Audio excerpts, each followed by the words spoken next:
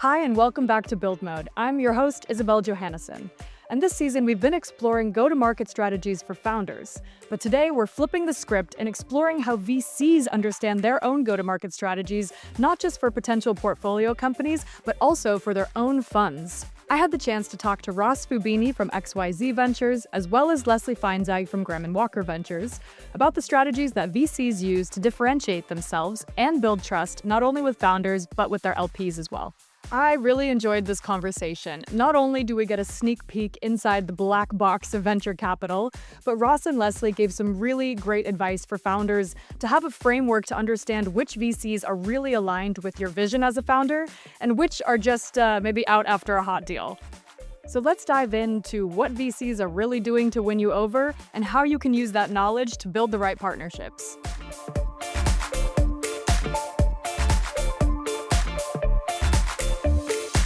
Hi, Ross and Leslie. Thank you so much for joining us on this episode of Build Mode. I would love to kick things off by each of you introducing yourselves and telling us a bit about your firms. Thank you so much for having me. It's lovely to be here. I'm Leslie Feinzag. I am the founder and general partner at Graham & Walker Venture Fund. Spent most of my career in tech, but fun fact, I was born and raised in Costa Rica. I moved to America with a life-changing scholarship to go to Harvard Business School. I've been in the tech industry ever since. About a decade ago, I decided to quit my job and start a company, and that company didn't go anywhere. But the little meetup of women who were raising venture capital that I started when I was raising capital for my company became the largest community of venture-backed female founders in America. And I have been supporting founders and advocating for founders ever since. Yeah, and Leslie, thanks again for having us. My name is Ross Fubini. I run a firm called XYZ. We're about $1.5 billion under management, doing investment in early stage companies, quite a lot in the public sector, companies selling to the government, a lot of enterprise software,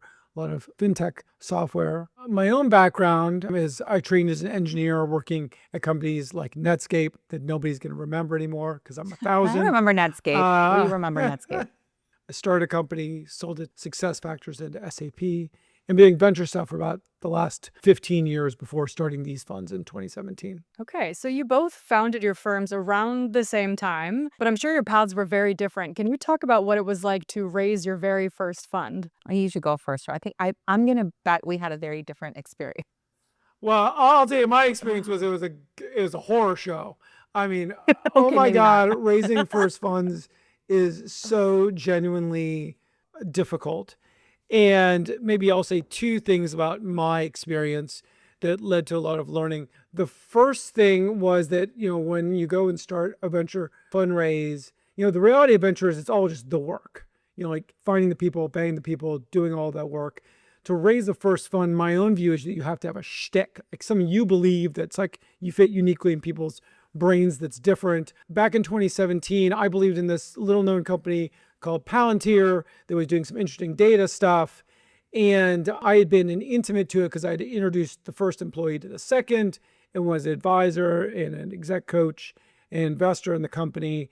The thing that I believed that was unique, that long story short, that ended up being true. We've backed 25 of those teams. Some of those were companies like Anduril and Cape and Apex and Chapter that are worth tens of billions to billions. And that was correct, but it was very hard in the earliest days. The second thing that I would say from those first funds, the reason, or one of the reasons it was hard is just because it is very hard to raise capital, to have a unique voice and for people to believe that unique things. I'm sure Leslie saw as well. The second thing was because I was absolutely terrible at something that I think every founder has to learn, founders and companies and in funds, is qualification. So I would bring the same energetic emotion, energy, effort to pitch, Yale as to pitch, hey, Isabelle, do you have 50K? And it turns out just like every other sales process ever, you need to be really focused on qualification. So one of my learnings has been now when I talk to LPs, I literally know in 2 minutes if they're going to invest or not, because they either want the thing I'm offering or they don't. And I spend almost no time trying to convince them. And if I had a message for my earlier self and a message we tell the founders is just being ruthless on the qualification process. Because it was so hard to raise that first fund. I, listen, I don't come from a background in venture. I have never been wealthy enough to invest in it, right? Like I moved to America with like the proceeds I made from selling my car in Costa Rica. Like I'm not someone that came in with, with any connections or even know-how around the world of money. And it's been a real learning experience. And also I will say that I am a lot more of like a builder than I am a deal maker. I have a founder and operator mindset and personality. And so I'd never worked in venture before. And what really happened was I had been running the Female Founders Alliance for a few years and just had found this incredible work in helping people, like helping other people make their companies more successful. And I found that really fulfilling and inspiring. And I was like, okay, well, if I want to do this sustainably and for the rest of my life, then I should probably be investing in these companies too. And something happened around, I think it was like 2019. There was this guy that was a mentor. He was like an angel investor and the mentor in our programs. And he was raising a venture capital fund. And he was like, would you take a look at my deck? Kind of give me your feedback. You see a lot of decks. I'm like, I've never seen a VC fund deck, but sure. And I saw his deck, and every VC deck has a slide where it says like how I got my deal flow. And my logo was in his slide. And I was like, whoa, wait a second. Like my logo is good enough to be on somebody's like deal flow slide. There might be a dare there. And so I don't know. I was just like, you know what? The only way that I'm going to find out if I'm any good at this and if I love doing it is to try it. And I raised the first fund as a proof of concept that I could do the job, that I would enjoy the job. I went out to market to start raising in 2020 and the world went online. I ended up raising most of that fund sitting right here in this office with a baby on my lap on Zoom. It was hundreds of pitches. It was raised almost entirely from individuals. We ended up with 105 LPs. A couple of those are kind of corporates and the rest are essentially just angel investors, right? Like people who, because if you don't have a track record, then what they're investing in is in you. Like it is basically like raising a gigantic angel round with no lead.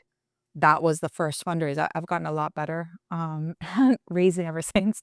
But also venture has changed really dramatically in the 4 or 5 years since I started investing. And so I find that part of the game now is adapting to or like really understanding what your strategy is and what role you have to play in the ecosystem so that you can build a firm that can outlast the kind of big cycles that capital goes through. To your point of things that have changed, something you just said there really stuck out is I struggled in our early funds understanding what was my unique point of view. Yeah. And it's because I didn't just want to be a banker that happened to show up early. And now when we talk to founders and when we talk to LPs, but really founders, the thing that I now feel very confident telling them is the thing that we are best at. Well, that we only really have one job. And so our job is to raise the next round of funding for the founders. And because my lived experience now, years in, is that the founders are always experts in their company, but having a unique voice at the table that both understands what's going on in the company, but then is intimate what's happening in the venture ecosystem. So you can understand, hey, if you don't have an AI story, oh my God, it's going to be hard just to stand out right now in this market. So find one that's authentic. Or everybody believes you can land for 30K. Let's put all of our energy in the next 4 months, 8 months, proving that 3 of these companies can expand to 300K. So you can have the ASP expansion or other more and less nuanced examples. They're not, hey, I'm going to text Mark Andreessen, he's going to think it's cool, but really you're actually plotting the path of the company with the founders from when you invest going forward. I found, I did not expect that, but that's a very unique role to offer them. And then I felt now I feel very comfortable that's our value prop. And I'm just curious, you said that shifted for you over time. And I'm curious if you went through a similar shift in, no, this is what is unique that we do in the world. I'm just going to be really honest, because almost ironically, I found that one of our biggest value adds is the ability to have an authentic conversation with a founder. With the majority of their investors, or actually the majority of the world out there, they have to kind of put on a show. And I like to take a very similar approach to you, Ross, in that like having a VC on your cap table that is a founder, is an operator, is like well plugged in, but has a really high tolerance for the ugly, messy business of building a company and like what it actually looks like and feels like to have the sausage made. Like sometimes I look at other VCs that I admire and or not, right? Like these like really, really successful VCs. And to Ross's point, like they are financiers, like they are deal makers. And I am not. Like I am very much a builder. And that's kind of what I bring to the table. But for me, discovering that, feeling confident and comfortable with that, and also just growing as learning how to do the job and like getting a lot of reps in and like seeing a lot of deal flow. Because I feel like in the very early days, everything you see looks amazing, and because you just haven't seen enough. And so I mean I still feel like I'm a baby VC, right? Like I'm on my second fund, and I've had the, let's call it luck and hard work, etc. But the luck of having spent my time in VC through like really dramatic shocks in the ecosystem and having that be my learning experience. I almost feel like this is what the VCs that went through the 2001 crash and the '08 crash would have learned. I feel like that has been my school of venture capital, is like seeing market behavior at the tippy top of the market and seeing what happens like a month later when the vibe changed. The good news for my LPs and for myself is that I have like the stubbornness of a middle child who doesn't like to be told what to do. And so I've like never been one to play into FOMO. But I feel like, if you kind of start investing and learn how to invest at the tippy top of the market, you're just going to like throw your entire fund into like buzzy Web3 crap, right? Like, and I've like had the privilege to see all of that. And that has been my formation as a VC. And then on the flip side, it's just like you look at, so much of the model is like, especially when you're investing early, is like helping those companies cross the chasm into raising their next round, or just like getting the credentials so that they're believed in the next round. And I feel like I've gone through that journey myself as a VC. So I still feel like I'm super, super close to the founder experience. And maybe that'll change when the fund gets a lot bigger and further down the line. Yeah, but also hopefully not, right? If that's your superpower. Yeah, I mean, I think like it does take discipline to stay to like play the game that you're really, really good at, right? Like versus, going all over the map because you are able to accumulate a lot more money and do a lot more. Yeah, and I think a lot of this advice is also what we tell founders, right? Is to sticking to what they're good at and, hiring where they need to so they can focus on their core competence. But even kind of circling back to what you were saying earlier about, how you need to qualify your leads, you need to find the right types of investors, whether it's individuals or corporates or government. But I wanted to talk more about this investor deck of which you speak from a VC perspective, because I think that's something that very few people have actually laid eyes on, is a VC fund deck. And I'm curious, in this sort of following this train of thought of comparing and contrasting being the founder of a fund and the founder of a company or a startup, what is different about an investor deck than a startup deck, and what are sort of the key elements in that deck? I think it's more the same than different in maybe two ways. The first is just like with a portfolio deck, you just have to have a hook like right at the beginning. You're telling people like why they care, why they should bother to be excited about it. And so in first funds, that's, let me tell you the thing I believe about Palantir. Let me tell you the angles around the network. Without that, like people just never get to your second, third page the same way they don't in your portfolio company deck. The second thing I would say is somewhat counterintuitive, which is now I think you need to be able to tell the story without the deck. And by that, when you see this done at a world-class level, both for fundraising of companies as well as for funds, you can just begin at any point in the pitch based on what it is. Isabelle, we're just, I'm so excited that you love our focus on defense. Let me tell you that our fund began with three premises. One was sector focus. Second was, portfolio concentration. Third, blah, blah, blah. And then I can begin the exact other place. Like, oh, you're really excited about our late stage. We have three pillars. One is really about dollar concentration. So we've done this whole dollar concentration story. Second is sector concentration. Like you can kind of flip around. So the point of that is that you actually don't need the deck. In fact, usually these days, especially on Zoom, you're very rarely using decks, both for funds and companies, but you have so much familiarity with the story and so much, frankly, practice that you can tell it a lot of different ways in great comfort. So I think those two things are the same.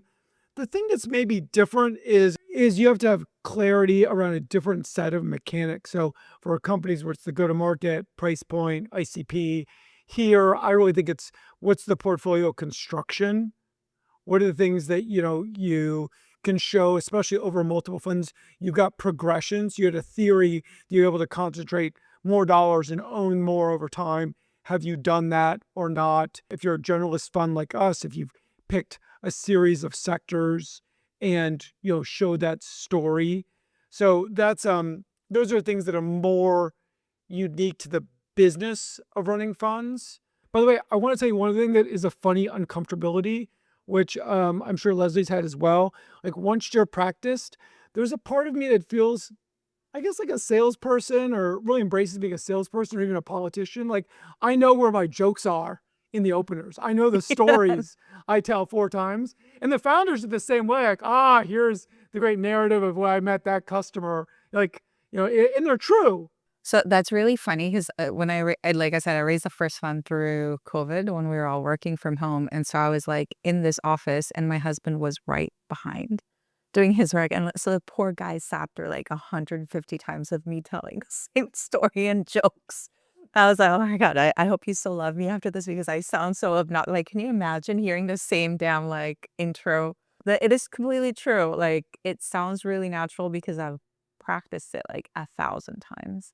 For a founder in your deck, there are checklist type of slides that you need. Our checklist is a little bit different. The similarity is you are trying to tell a story of differentiation in as few words as possible. And that is extremely difficult to do. On the one hand, building a deck is an exercise in learning how to tell your story in a really unique and compelling way. And the funny thing is, to Ross's point, when you achieve that point, I really don't use my deck almost at all. Like in fact, the other day I had to send a deck. I was like, geez, I haven't updated the thing in like 9 months. Like it doesn't have any updates at all, because if I'm really good at what I do at like my fundraising, the only thing the deck does is get a meeting, if that. And so I actually think that like my most powerful fundraising material is just my blurb. It's like a one tiny paragraph about who I am and why you should meet with me. And that damn little paragraph gets updated on like a weekly basis. Like I feel like as a founder or a VC, like your job is to write a blurb about yourself and update it and update it and update it, and then you die. The hardest part about the deck or the story, or even just like raising the VC fund, is telling a story of differentiation, because capital is a commodity. Like money is a commodity. If you're really good, you can get money anywhere. And there are literally thousands of VC funds. It's not like our product is any substantially different, right? Like we all give money, we all give advice, we all give instructions. Our networks, if we're really good, our networks are highly overlapping. So we all have access to like the same famous people. And so being able to differentiate yourself and your firm in the context of just like the thing is a commodity is extremely, extremely hard. And for many of us, the differentiation is in the relationships and like the know-how that we bring and how we show up to the table. And that is really hard to capture in a deck. It's very interesting you say that, because I think the vast majority of founders, at least I've encountered, would probably jump back a little bit when they hear that, there's so many VCs out there and money is everywhere, because it probably doesn't feel that way for some of these founders, right? And I'm really enjoying this comparison between the VC founder journey and a tech startup founder journey, because I think there are Many times we hear that, VCs are founder friendly, but what does that really mean? And oftentimes it's, obviously pressuring towards getting returns for your LPs, and that what founders might say is not so founder friendly.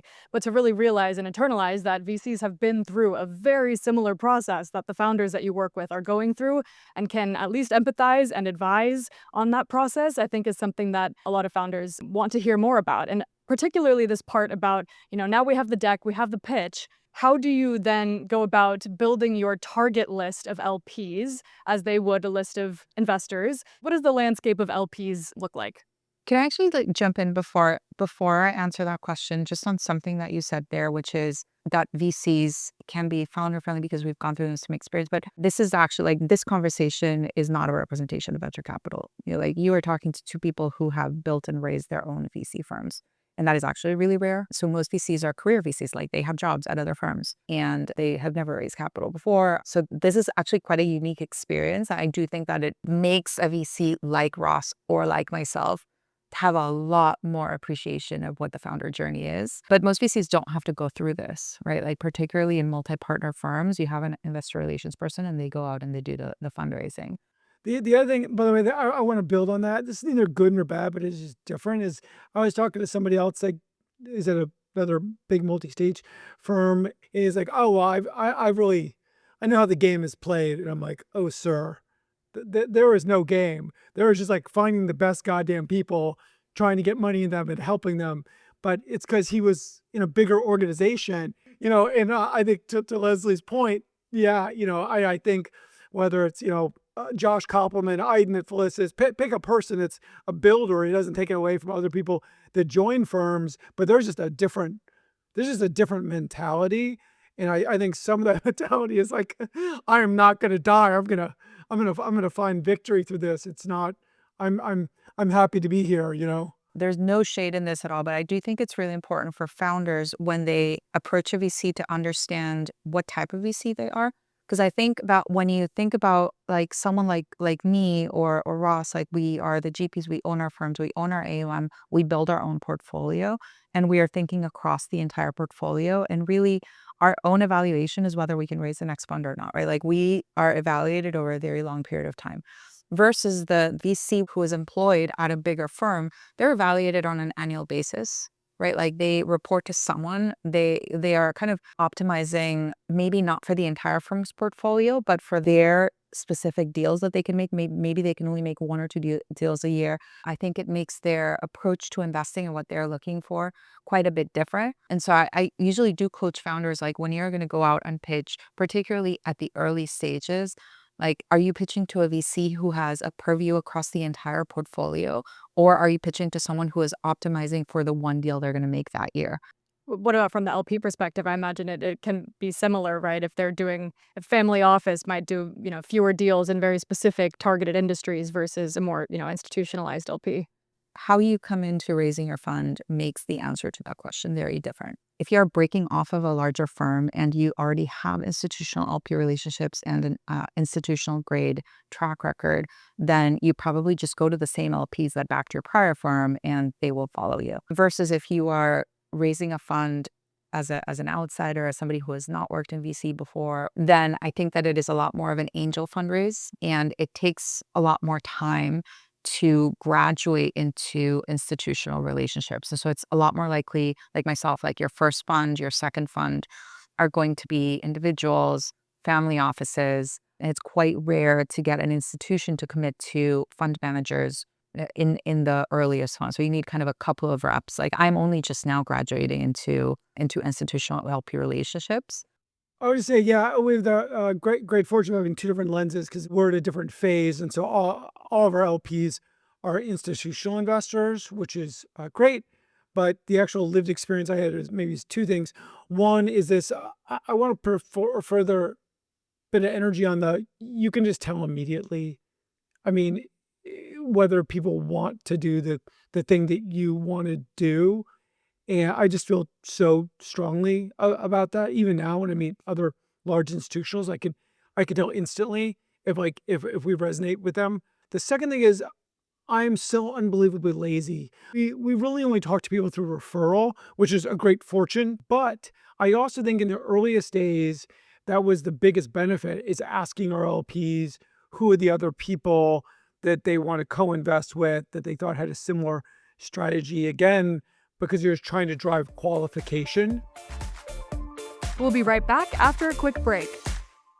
I do want to shift gears a little bit to talk about from the founder perspective and sort of how founders understand VC fund economics. Is there anything that a founder who's fundraising should know about your relationships or the dynamics with LPs, what your relationship with them is, and anything they should sort of ask VCs about that when they are looking for investment? I don't think it's very important for the founders. The thing that I think that the founders don't pay enough attention to, and we talk a lot about, is actually partnerships versus partners.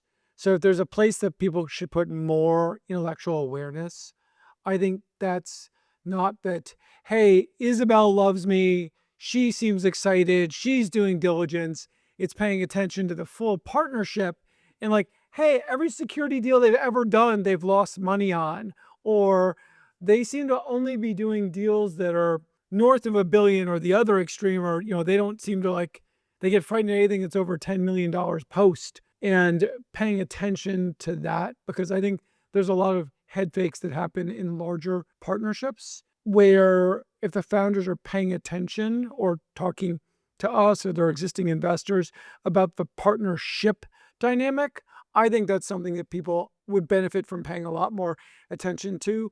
But the L in limited partner is correct. Like, they're really an arm's distance. It's great for us, as I'm sure is for Leslie and others, that we work on behalf of schools and foundations, and we try and do more and more of that so we can feel better about when we make money, we're making it for good people doing good things. That matters a lot to us, but to the founders themselves, I think it's really on the margins.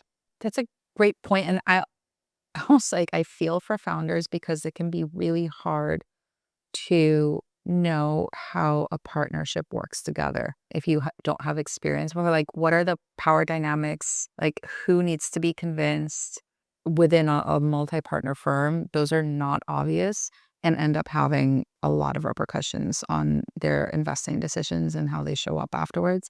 And I just don't think that that's super discoverable. I think it's very insider knowledge. And so aside from pitching LPs, obviously your day-to-day more consists of attracting founders and building deal flow, right? The actual nitty-gritty of a VC's job. But I think in the last few years, we've seen that the traditional founders pitch to VC has shifted a little bit because the investment landscape has shifted. And naturally, there's higher competition for some of these top deals, right? Investors are making fewer bets and bigger checks in the same handful of companies. And so it seems like these days the VCs are often the ones who are doing some of the pitching to founders. I'm curious how both of you view the competitive landscape of the VC ecosystem when it comes to getting in on some of these hot deals that people are competing for. Maybe two things. One is I love this change. I mean, I raised money in 2006 and 7 when it was still you go down to Sand Hill and you got to have an introduction,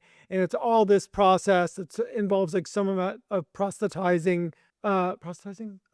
begging at the seat of capital. I love the fact that now, when I hear about someone that's interesting, that's doing I'm sprinting down to the Starbucks to meet them. I love that capital has shifted that way, and there's some silly hype cycles that go along with it, and some 15-year-olds raising, at $1 billion, whatever. I just think it's better, or certainly more interesting, is the first thing.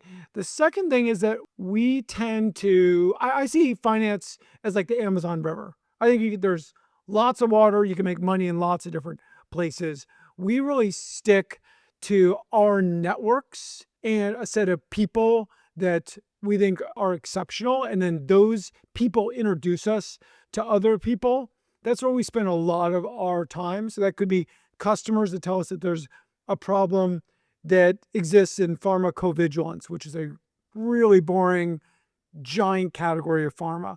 Or it could be a Palantir founder that introduces us to another Palantir founder or an exec that comes out of a company. But we tend to do that. And so as a function of that, we're usually finding something hopefully earlier, but certainly with this very, very, very high bias to already work with us, and then we're just putting together the deal based on what we want to do. Not always, but typically, and that's our goal. And again, it's a combination of network approach and then, as I said, sprinting down the street to meet somebody, which by the way is the exact same as our founders, is the exact same as, the CEO of Nominal calling me between recruiting calls and customer calls at like 8 o'clock on Sunday night. And like, he's just doing the same thing, which is, getting in the mix at all times. Mutual hustle. But Leslie, what about you? How do you feel about founders who are playing hard to get? Oh my gosh, I have so many thoughts. So I will say that I am someone who comes from nowhere and not connected and not matching the type in any way, shape, or form. And I believe that talent can come from anywhere. I came to this country because I believe in the American dream. And I think that venture capital can be its truest incarnation. And that is really inspiring to me. And it's why I do what I do. And I think that like my firm, we don't want to compete in the consensus capital rounds. We want to meet the founders before they're obvious. When I started this whole journey, I used to feel really strongly that the need for a warm introduction was almost like an unfair, I wanted to have the type of fund that would invest in founders that come in cold and just like really spread opportunity that way. And I still believe that, but something happened that changed that. And that for me, that is AI. 5 years ago, cold inbound used to be a little bit more thoughtful. Today, it's not that we get 1,000 crappy cold inbounds. It's that we get 1,000 perfect ones because founders are just able to like find all of our names and emails on whatever software they're paying for and create like a perfect pitch email. It has become complete noise. And I don't believe that it is possible today to run the type of fund that can really just sort through the cold inbound and do that sustainably. That's very interesting, and I think I told you I had a lot of thoughts. no, and I appreciate it because it's a hot take that I think needs to be heard. But I'm curious how you both view relationship building with founders that you're sort of courting. How long do you spend getting to know a founder before maybe you decide to write a check? Are there certain activities or I don't want to say tests, but certain things that you want to see them do or prove before you write that check? What are sort of your green flags in the courting period and how long does it usually take? So we've started 120 odd companies in the portfolio. We started to be 8 internally, soon to be 9. So a lot of people even come in and build stuff. We've got people that we backed repeatedly, and then we've got people that we've met and we've, like drunken pirates invested in 2 days later. So I think a lot of it, there's so much of it depends. The two things that are the most important to me, and these actually they've reversed orders over the years. The first is actually the market, and so can the founders demonstrate that the market is moving in their direction, or if it's a very early company, can they articulate why, in some future point, the market is going to move in their direction? And so that articulation that could happen in one meeting, that could happen over a period of years. That's probably the most important thing. The second, which is easier to demonstrate in a short period of time, is just raw execution, just raw velocity. We actually just backed an amazing set of 3 founders. And long story short, they're building in sort of the autonomous space. And we said like, well, we think we should really understand what Waymo and Google and Tesla think about this. And I literally didn't think about it. We talked to them 2 days later, and they're like, so we talked to the CEO of Waymo, and I'm like, how the hell? They're like, but it's like, in the story was like just they agreed that was worth doing, and they just did all the work to get in front of all those people in 48 hours. And you're like, well, that's a winner. She is going to find her way to a customer, to a closing ahead of sales, to all those things. So it's market plus execution. That is like, is the market ready and shifting in their favor in the execution? And that's everything that we're looking for. And shocker, that actually continues the whole way through. So that's first investment, but there's reserve dollars, there's Series B dollars that we lead those rounds, and are those two things showing up just consistently the whole way through? That's everything. I feel like I've done both. Like, I have 3 days to decide. And I haven't done that a ton of times, but if that ever comes to be like this round is happening now and you're either in or you're out, and like there's no time to build trust. And like there, you can diligence the company and you can talk to a customer. Like you can do very little to get to know the person that you're investing in. Where that introduction came from in that case matters a ton, right? Because like it's almost like this came from someone that I really trust and they really trust this person. And therefore, I feel a little bit better about having to move really, really fast without building a foundation of getting to know them as people, right? Like we're going to be stuck with each other for a decade. And so like we really hope that like this is a good set of humans that you're putting money into. And sometimes you just have to move a little faster than you want. And that warm introduction really helps in those cases. And then I've also done the like, meet someone that I think is amazing, but I just cannot invest in what they have in front, like right now. Or maybe you just, like I said, I like to invest in outsiders. So like maybe they just don't have a trajectory. I have invested in someone like 2 years after I met them and just like watch them execute over time and prove me wrong and then eventually come into it. So I think it's driven a lot more by the founder than it is by the VC. Leslie, one thing that I think is really fun is actually the joy of then leaning into the relationship in the Totally. sense of like, if someone someone I trust is like, this is one of the two best people I've ever met.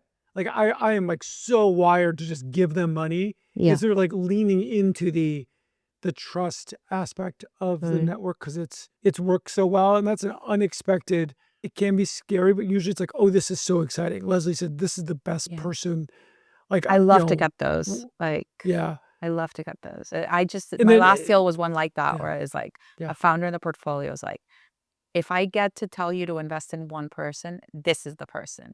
I was like, yeah. all right, 3 days, let's do it. Let's go Exactly. for it. Like it's sort of thrilling when they move that way. Yeah. It's all the downsides of like it's such a relationship based business, but the upsides of it are then you can move so quickly.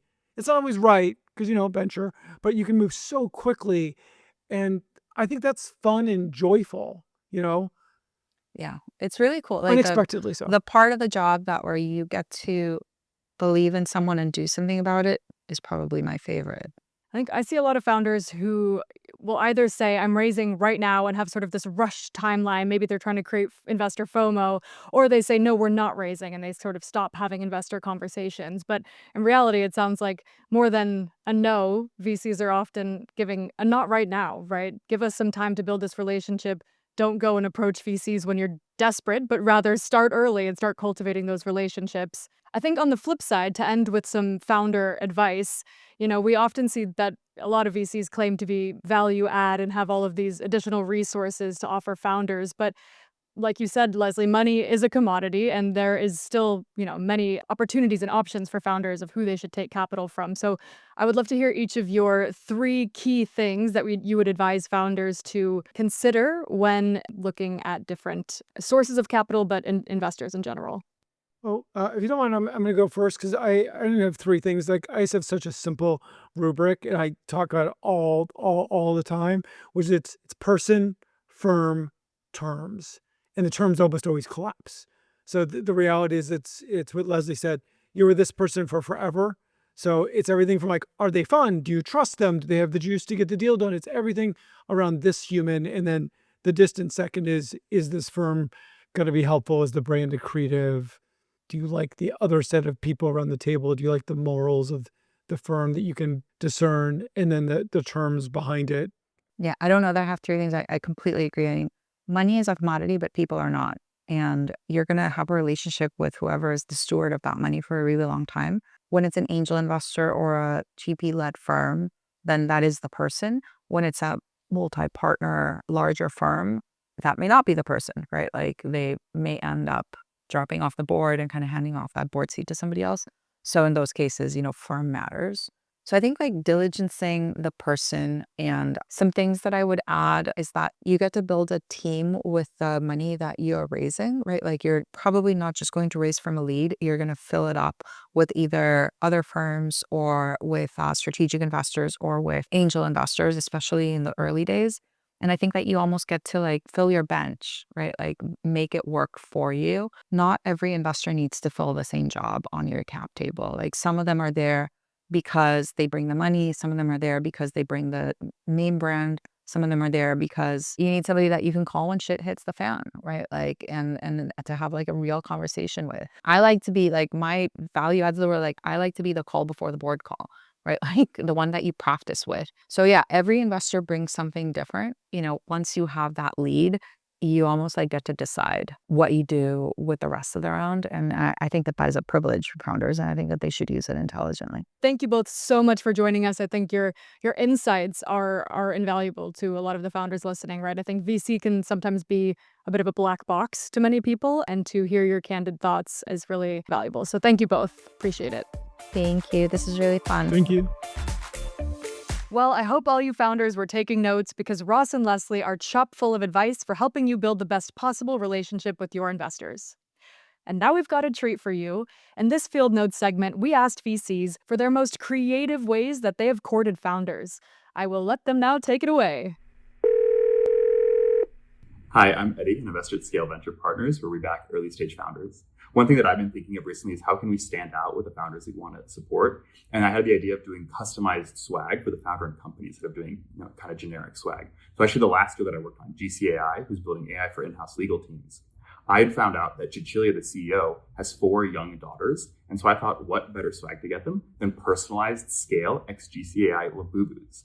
We had actually been toying with the idea of personalized Labubu's at scale for a while. My operating partner, Dale, even went to Boo Boo Fest in San Francisco with his daughter for research purposes. But we did get custom scale Labubu's out of that. So I thought that getting the same thing for Cecilia and her daughters would be great. It was a lot of work finding 6 Labubu's, though. They're really hard to find, so I had to run all across SF and get them their custom Scale XGCI branded jackets. But in the end, it was a great success. I mean, her daughters loved them, and we won the deal. Probably it wasn't just the Labubu's that got us the deal. I think it was all the other hard work that our team had done. But in the end, I like to think that Labubu's played a part. Hi, TechCrunch team. My name's Amanda Bell. I am a team member over at XRC Ventures. We're a New York-based pre-seed and seed fund focused on technologies that shape and are shaped by consumer behavior, which is a massive, rapidly evolving market that drives about 70% of US GDP, yet remains largely overlooked by most venture investors. So I'd love to share a story. In 2022, our team attended Shop Talk, which is a major consumer-focused conference that typically takes place in Las Vegas. We engaged a top-ranked female professional poker player and game theory expert. Her name's Vanessa Russo, to co-host a women-only event around Shop Talk on translating poker skills to negotiation skills. She discussed real-world applications that female founders can apply, like reading the competition, securing the upper hand in negotiations, managing bullies at the poker table or the conference table, acting assertively and strategically, and taking calculated risks with confidence. I thought this was a really creative event that our team planned, and it really helped us differentiate ourselves and meet more female founders. So we would definitely do something like this again. And you can learn more about us at www.xrcventures.com. Thanks. And that's a wrap on this week's episode. Thank you to everyone who called in. If you have a topic you'd like us to cover or a go-to-market strategy that you'd like to share, please email us at buildmode@techcrunch.com. Build Mode is a TechCrunch podcast. Each episode is produced and edited by Maggie Nye and hosted by me, Isabelle Johannessen. Our art and design is also by Maggie Nye. A big thanks to Morgan Little, who leads our audience development, the Foundry and Cheddar video teams, and most of all to you, the builders, and everyone else in the wider startup community. We'll see you back here next time.